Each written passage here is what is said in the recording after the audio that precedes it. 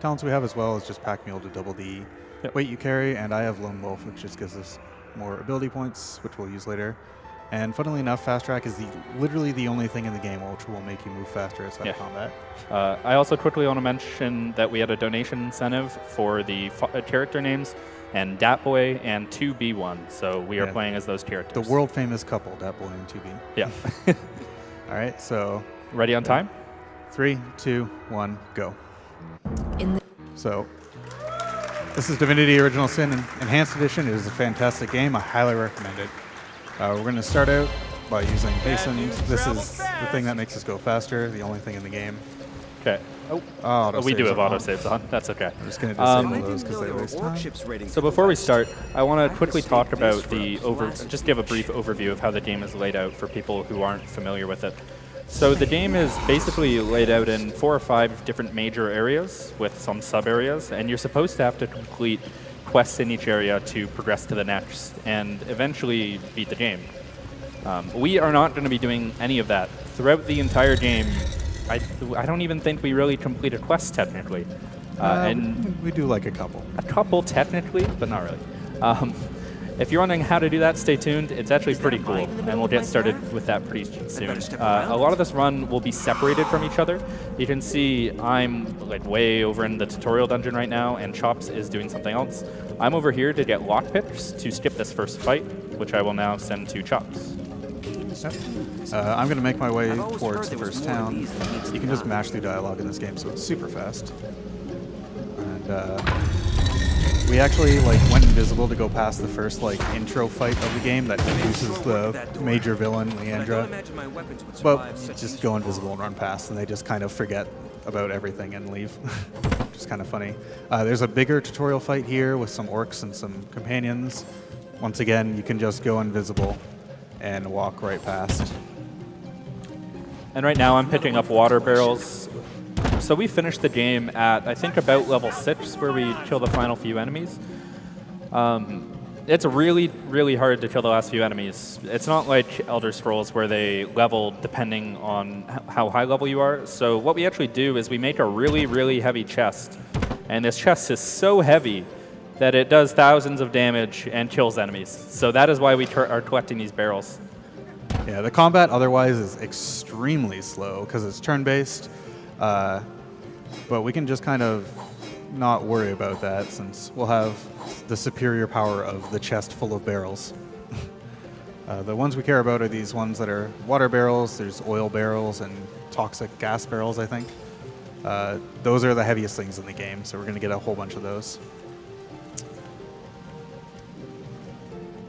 And right now I'm mostly just waiting for Chops to hurry up and do something so that I can catch up, because I'm just in a completely different part of the map right now. The sheep did a flip, that's hype. Oh, one important thing to mention is that for the most part, if we want to transition to another place, we have to be right near each other. Yeah, this is going to be one of the few exceptions because we're doing it through plot. So once we wait for this plot trigger to hit, it's going to teleport us to the end of time, and we're going to get a whole long plot dump. So we're going to have time for donations here. Yeah, this is mostly just required by the game. It's one of the few things we can't really skip. You can do a couple donations. We have $50 from Real Slim JD. Y'all rock. We have $50 from Slacker. Sadly, won't get a chance to watch live much this year, but still want to make a donation. We have $50 from Verdurio. Happily donating for this great cause. Thanks to everyone making GDQ possible. So one thing I want to mention here that we forgot is that there's an encumbrance system in the game. Basically, if you're over encumbered, you move at a very, very slow rate. So after we get this big plot dump, we actually unlock our fast travel system. So like Shaddex mentioned, we have to be close to each other, but you can just kind of travel to these set points whenever you want. So we're going to go back to the town now and do some more barrel hunting, and Shaddex is going to go off and do a few other things as well. Yeah, so I'm going to talk to Arhu here. Normally, you talk to him a ton of times throughout the run. And right here, he introduces us to the pyramid system. Basically, there's 2 pyramids in the game. And what they do is, if you click on one, it will teleport you to the other. Yeah, and that's, you know, really useful as you'd expect for like, you know, just movement and backtracking, but it'll also be extremely useful for a couple skips. Yeah, it actually gives us probably the biggest skip in the game. Right here, I'm going to pick up our first party member, Jahan. Normally, you can have a max of 4, I think, or 2 total, I guess. Yeah. We're going to use Jahan to carry barrels for us, essentially. Yeah, save here. Yep. Oops. He did not go to the right place, but that's okay. So over here, there's like a whole bunch of enemies, but more importantly, there's a whole bunch of very heavy barrels. So that I'm just going to go invisible and run past all the enemies and collect them. And I can just use the fast travel system to teleport out, and it doesn't even matter. Yeah, so obviously we want to go fast, so we want to be able to move through the whole game. So we basically get Jahan just so that we can throw our barrels to him, and then we'll be able to move at a fast pace while he just kind of follows along very slowly or not at all. Yeah, you can also just drag and drop items to character portraits to just give them the item no matter where they are, which is pretty handy for managing this equip load.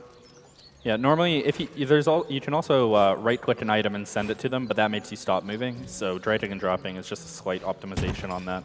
And over here, there's a very special chest. I think it's part of like a quest line. This chest is basically indestructible, and even though it's just a small chest, it'll be able to carry like around 60 barrels. I think it's something like that. Yeah, so if you look on my screen right now, you'll see I'm basically just stuffing this chest full of barrels.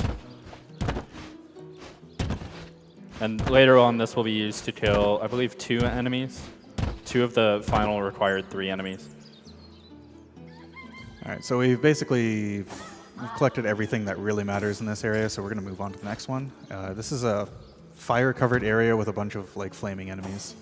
The pathfinding is really terrible, so I'm going to take my time to walk around this so they don't just run into the fire. Because when you're on fire, you're not invisible, and then the enemies will murder you.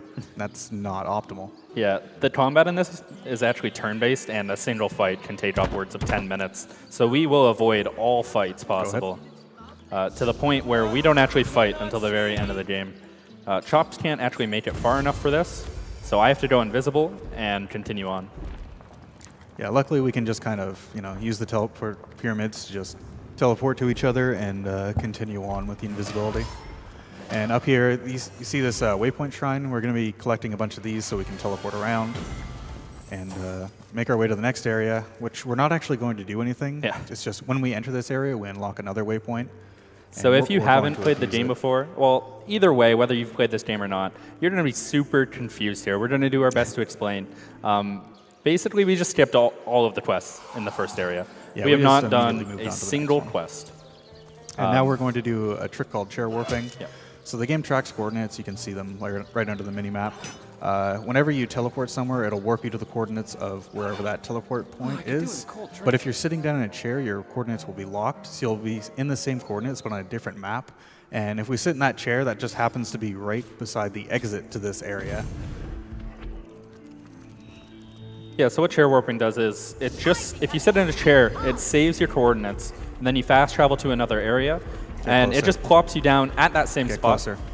It just plops you down at that same spot, but on a different map. So we just skipped the whole second area. Now we are in the third area, and we are going to repeat that to skip the third area and go very close to one of the final areas of the game. Yeah, so this third area, it's divided into like a bottom section that you can easily go around in, and then there's this like giant poison cloud that insta-kills you that you can't get past without doing a whole bunch of extra quests. But if we use the exact same chair, we can just chair warp right past it, and conveniently it puts us right beside the waypoint shrine, which is pretty handy. There we go. Jahan sometimes just likes to not unchain. If you don't unchain him, he'll basically just follow you around and he will die. Yeah. Shaddex is going to some very dangerous places. Yeah. Jahan's been very useful, but he's kind of outlived his usefulness. Yeah, there's actually a required boss up here, which you can either fight or you can sacrifice Jahan. So Jahan has served 2 purposes this run. 1, to carry barrels, and 2, to skip this boss. Yeah, it's actually a pretty complicated dialogue where you have to go through a bunch of different deals and things. But we're just going to go ahead and say, Johan, you can just sacrifice your life. It's fine. Don't worry about it. Okay, can you save for me? Yeah. So while yeah, you explain this, please. So while he's going through and making the deal, I'm going to be setting up a clip with these crates and barrels, which is extremely annoying. There it goes. Maybe she's just out. I've all the careful. You'd see just the sort hunters. This is like one of the few conversations where you actually have to be careful. There we go. Yeah. All right. So if you mess that up, he'll attack you and run over.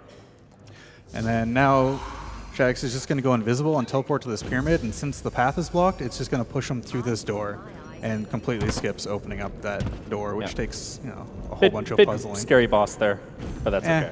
We just ignore it and teleport past it. Again, we haven't fought one person. We really haven't completed one quest even. But we are now in a place called the Source Temple. In order to unlock the final area of the game, basically the ending sequence, all you have to do is get to the Source Temple. Oh, there we go. All you have to do is get through the Source Temple. So normally you're supposed to collect 20, what are they called? It's like 20-ish star stones or something, some arbitrary plot item. Yeah, you basically get them through doing quests and exploring the world. But instead, we can use pyramids just to do one of the biggest skips in the game and basically go straight to the end of the game. Yeah, so normally this door will not let you pass unless you have those things, but I can just do this and throw the pyramid through, and we're through. Easy peasy. Yeah, skips all the quests in the game. That skips probably like 50 hours of casual play, something like that. It's insane how long it actually takes to get to this point. Anyone who's played has first-hand knowledge of this. Yeah. And there's another one we have to do here. This doesn't skip nearly as much. It's just a little puzzle with these candles here, but we can just do exactly the same thing. Get it there. Perfect. And we're being pretty optimal with our haste usage, and come on, give me infinite haste. Nice. There's a glitch that can happen sometimes where you just don't have a cooldown for haste and you can keep using it over and over. It seems to happen when you mash the haste button, but it's not always. Yeah, so in order to open the final area of the game, all we have to do is talk to this guy up here. I believe his name is Balbarith? This is Zandalor. This is Zandalor, oh. Yeah. What? Who's Balbarith? Is that? Oh, that's the guy we just killed, isn't he? Maybe. Maybe. It's been a while. Can't keep track. We just skip through all the dialogue. Okay, so we could go straight to the end right now, but we actually need something new to kill the final boss. So the chest that we've made is very, very good. It does a ton of damage, but it doesn't do quite enough to kill the final boss. So we're actually going to go get another chest called the lava chest. I need to speed things up. What the lava chest does is it's supposed to be a trap. You're supposed to go loot this chest, and then a fireball comes down from the sky, and it just one hit kills you. It's supposed to be a big laugh. But if you avoid the trap, you can pick up the chest. And what you can do is blow it up at a later time. Rip. And then it does like 10,000 damage, which we'll be using to kill the final boss. So what we're going to do here is one more chair warp, except with a bench this time. So I'm going to go invisible so that I don't get attacked when I go there. Sit on the chair. Again, that locks my coordinates to a position. We warp to another map, and I get spawned at that exact same position on a different map. Yep, and this is right near this lava chest over here. Yep, Chops is going to save right up here just in case this does blow up. Again, the pathfinding in this game is a little finicky. It's a little terrible. Hopefully I'll get around. It's and fine. Good. Oh, it is not good. It was good for a second, oddly enough. Are you dead? This is fine. Just send me your res scroll. I don't. Oh no, you didn't. I didn't get the chest though. You have to reload the save.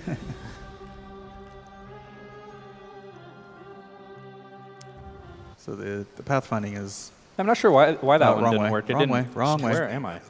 What? Where did you save? Oh, it's this way.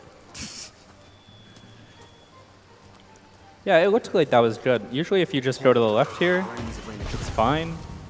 Pick up. Looks like I got it time. So there we go. All right, so now we can move on. Oops, I went to the wrong place. That's fine. Oh. Yeah, so now we're going back to our homestead, the end of time. Again, this is just lore stuff.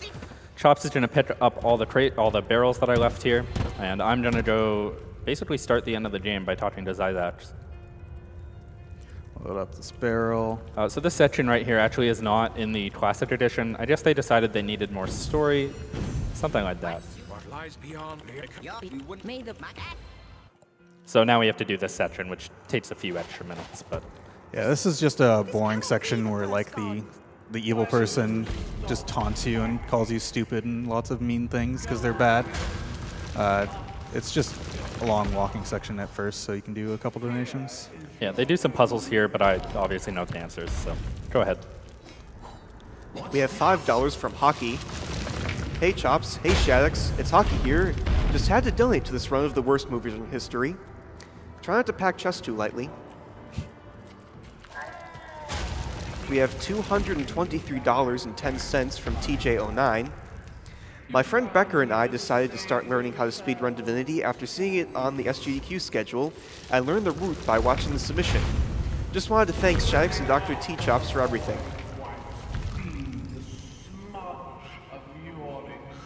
We have $5 from Straffic. Had to donate one more time during the Divinity run. Good luck going fast to two of my favorite speedrunners. Thanks, Traffic. One thing we can mention here is we have a skill called Telekinesis, and Telekinesis is used to move stuff on the ground. So obviously the chest we have is super, super heavy. Whoever has the chest cannot actually walk at all. So TK allows you to put it on the ground and then move it. And you'll see Chops doing that right now. Yeah, so while we were doing that thing, I actually leveled up TK to max, which means I can lift literally anything and throw it really far. Which means I can just juggle this chest. I can't move when I'm carrying it, but with TK I can just throw it around like it's nothing. It's kind of silly. This is just a big like puzzle and lore section that we need to sit through. We're going to be collecting a whole bunch of barrels and solving more things. That is one hefty tome over there. Oh, nice. Good timing there. Nice to you. And conveniently enough, right at the end of the game, there's like, I think 5 or 6 barrels that we can get. Pretty cool. Oh, and those are the big final one. ones we There we need go. to actually continue. At the start of this next section, I'm going to drop the chest so that I can actually move around. Right. Oh, there we go. What could that have done? Makes my eyes water, my throat burn. All right, so Shax is going on to defile a dead body because lore or something. Not I'm just gonna quite sure why, but it's okay. It's required. You're going to see the first fight of the game coming up, actually, and it's a real nail-biter. There's a lot of risk involved in this fight. It could go wrong very, very quickly. Yeah, so this fight is against the Trife, who's this evil guy who's basically just been hounding you the entire game, telling you you're ugly and stupid and bad and stuff. Just, you know, general bad guy things. And he's a serious threat. He has a lot of HP. He is really powerful. He will probably one-shot us. Yeah. But he's kind of a pushover. Don't worry, this is a real nail-biter. Oh, you're So so Chops, slow. Come on. Chops can't actually bring this through the door because it's too heavy and you can't use telekinesis to get through it. So I have to go through here and then he sends it to me. Maybe save just in case. Again, real nail-biter coming up. Really struggled with this for a long time, but I think I perfected the method. All right. So he's going to spawn in here. Takes a little bit just for him to spawn in. You can just go invisible in that time and then drop a chest on his toe. And it starts combat, but he's already taken over half of his health of damage. So half of his health is gone, more than half. But we're invisible, so he can't really attack us. Yeah. You're going to see him buff up here instead and not really do anything useful. Oath of Desecration. He's raged. Oh, man, what is he going to do? He's going to die. All right, GG. And pretty much the only reason Shaddex is Inquisitor is so he can blow up this thing. Yeah, this is the only part where starting classes actually matter because they affect your starting equipment. Yeah. So I get Fireball and 2 wands, which does a lot of damage to that thing there. And Chops is in some type of archer or something like that. I'm a rogue. Oh, you're the first. What the heck? Oh, Usually well, I that's get too up bad. way before Chops here. Unfortunately, that loses a couple seconds because he has the chest. And he gets talked to. And it's fine. Unfortunate, but only a few seconds lost. Overall, good run so far. So I picked Rogue just to give me a smoke grenade to start out with, which is going to be super useful right here. So up here, this is Leandra. She's like the big bad who's trying to like do some evil things. If you like played that. through the game normally, you know who Leandra is. You run into her quite a few times. Obviously, Yeah. this is our, like, I think, So the- second time encountering her. The problem is, as soon as she starts the combat, she is going to spawn a whole bunch of enemies that are invincible and you can't do anything. But if you smoke grenade, she can't see you, so she can't start the combat. Yeah. And then you can just drop a big box on her toe and she dies. And there we go. Good fight. So normally, if you don't do that, she spawns like 10 guys who are immortal, and obviously we don't have the spell to kill the immortal guys because we skipped everything. Oh no, we left the chest, dude. Oh no, what are we Oh, going to oh do? well. Anyway, this is the last area of the game, essentially. Yeah, final boss coming up. Don't worry, if you've been disappointed by the combat in our run, I'm sure the final boss will pose a bit more of a challenge. This time it's going to be I'm a sure real it will. fight. Also, we left the last box down there, so. Yeah. No, we can't just throw it on his toe this time. Also, there's this big army of Death Knights, but I'm sure you're aware. Yeah, by so now. Zandalar is going to fight these guys. Unfortunately, he does not have the power to go invisible. He should have spec'd into But Rogue. I'm sure he'll be okay. There we go. Oh, he failed to freeze one. Oh, well. He'll be fine. I believe in Zandalar. It's just an army of invincible Death Knights. He'll be fine. Can we get some Kevin Turtles for Zandalar in the chat? So yeah, final boss coming up. Oh no, I spelled it wrong. Kind turtle. So this is the area for the final boss. So we're gonna do a little bit of a setup. I'm gonna go in here and trigger. Oh yeah, this is Stardy or something. I can't remember her name. She's like the goddess that's supposed to be giving you the quest the whole time. We'd never met her until now, but it's fine. Yeah, thankfully this run actually doesn't spoil anything because it is an amazing, amazing game, and I highly recommend everyone check it out. So what I'm going to do is just place that chest there, go invisible, and all right, if here we everything go. is good. Final dragon fight. Let's go. Let's go, do it. boy dragon. Let's do it. Oh, didn't work. You messed up. He's too good. All right. He's too good for us. He's just stronger than the good. chest. That's a shame. All right. Don't worry. The hype will be real very soon. That's actually in the right spot. That's weird. Is it? Are you sure? Let's try that one. Sure. Definitely the right spot. And I'll go invisible. Invisibility is the key to this. All right, this time. I did it a little late there. Let's see. You hit You know what's him. happening? My spell is hitting him. Haven't seen that before, but that's okay. That's because end of the run normally you place it in the right place. That's true. That is in the right place, though. Look at No, that. That's a left beautiful more. chest. All right, that's a beautiful chest. My invisibility failed because this game is good. But Yeah, it's okay. that's fine. It was just a fake invisibility. All right. So lava spews out from the chest. You can't actually see Why it. is that not working? There, and Oh, he there does we go. 12,000 damage. 12,000 and the boy damage. dragon's dead. Final boss is dead. Easy first try every single time. And unfortunately, time's not quite yet because we have a little. Oh, we got the black save. screen. Nice. Nice. Okay. Yeah, so in the enhanced edition, I believe they decided to add this little epilogue part where you go back to your homeland or something like that. To think the Yeah, Academy this is like the Source Templar, Source Academy? I don't know. something Source like that. Academy, yep. I would have told you And, what the words will be done. oh, by the way, Zandalar is totally fine. Yeah, there's Zandalar. So he could did take it. on the Death Knights. It's fine. Yeah. So we just have to run to the end, and there's a conversation that'll be time. Yep. We're actually together. Yeah, we're pretty close to Oh, each other. nice. All right. So get ready on time. It is pretty soon. Nice shoutouts to 2B and Dat Boy. Famous Nier Automata characters.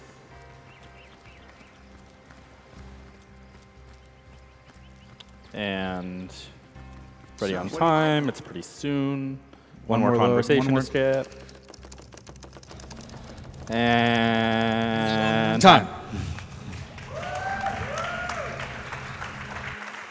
So that is Divinity Original Sin Enhanced Edition, a Yep. very excellent game. I highly recommend going and playing it if you have not played it. Hope everyone enjoyed. Get excited for Divinity Original Sin 2, which I believe is getting a full release very shortly. If you liked what you saw, check us out on Twitch. And yeah, hope you enjoyed the run.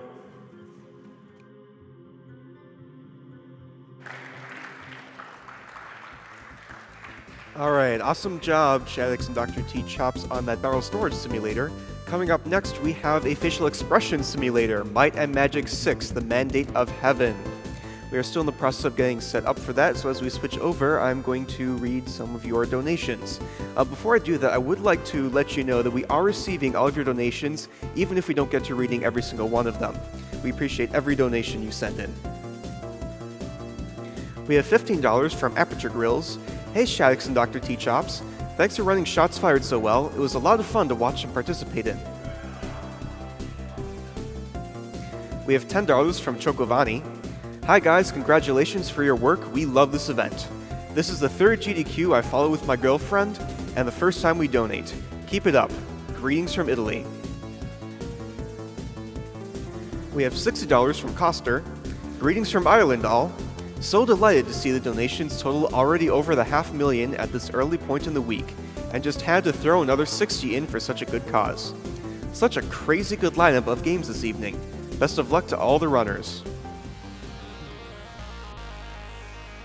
We have $213.21 from Undeniable. Thank you guys for all you do. I love that you guys are helping a great cause while also showcasing one of my passions, speedrunning. While I'm only one man, I hope this donation goes to show that when people come together, great things can happen. Shoutouts to the Stew crew, who helped me compile this donation, and shoutouts to Krabs for just being adorable. Keep up the great events. I have a $25 anonymous donation. Greetings from Austria. I'm donating in memory of my grandfather, who traveled as a medical professional to some of the 69 countries served by Doctors Without Borders prior to his battle with cancer. He was also an avid hunter, so don't forget to kill those animals. And while we're on the topic of killing the animals is currently in the lead by almost $1,500 with $46,964.35, while Save has $45,516.23. Goodness. It is 3 a.m. in Minneapolis, Minnesota, and I'm feeling great. Okay, we have a $25 anonymous donation. For the third time, I'm donating to GDQ on behalf of my late grandmother who helped people her entire life as a nurse. This is for the brave men and women the world over that risk their lives to do the same. This bid goes to the runner's choice.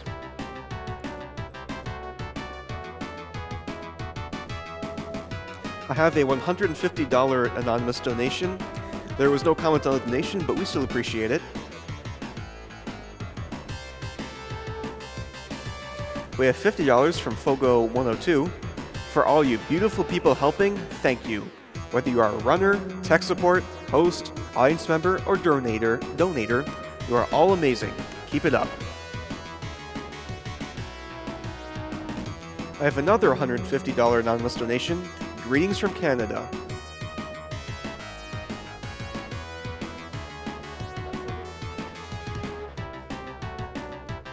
We have $50 from the Game Llama. I'm donating to help a great cause and hopefully win a prize from my lovely wife Kelly. We've never watched GDQ before, and this year, we've watched a lot together. Watching games all night with her is the high point of my day.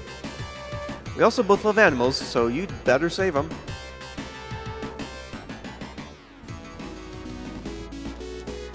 We have $150 from Dragon God 8. Been watching GDQ since the beginning, when it was just the Speed Demos archive event held in Radix's basement. Now I feel like an old man. As always, my money goes to saving the pixels and killing the animals.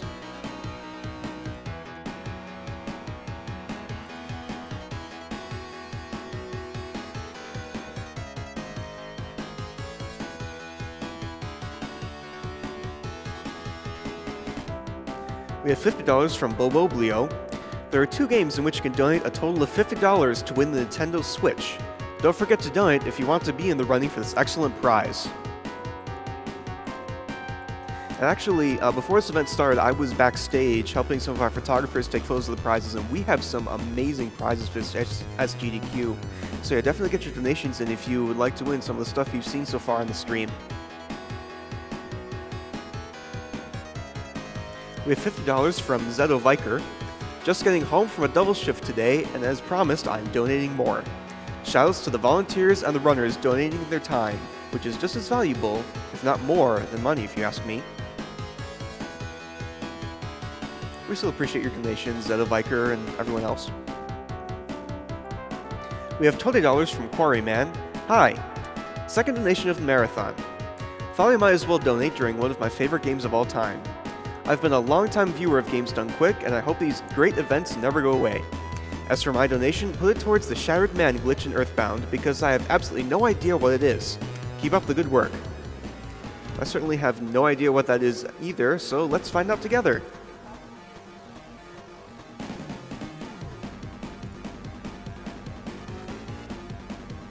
I have $10 from Flan. Congratulations to you all. Great event. Thanks to the French restream.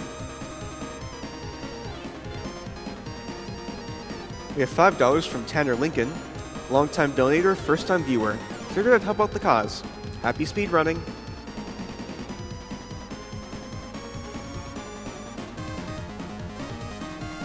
We have $50 from Nobimon. Good things happen to people who do good things. Thank you, SGDQ.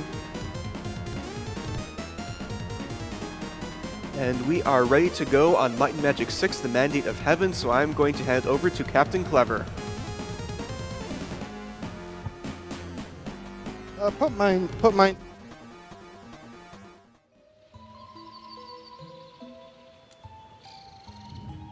I like vert. Excellent. Excellent. Greetings and salutations. So this is going to be Might and Magic 6, the Mandate of Heaven, and we have character names. I'm just going to look at them. So we have the top 4. And I'm just... And salutations. Yeah, okay, great.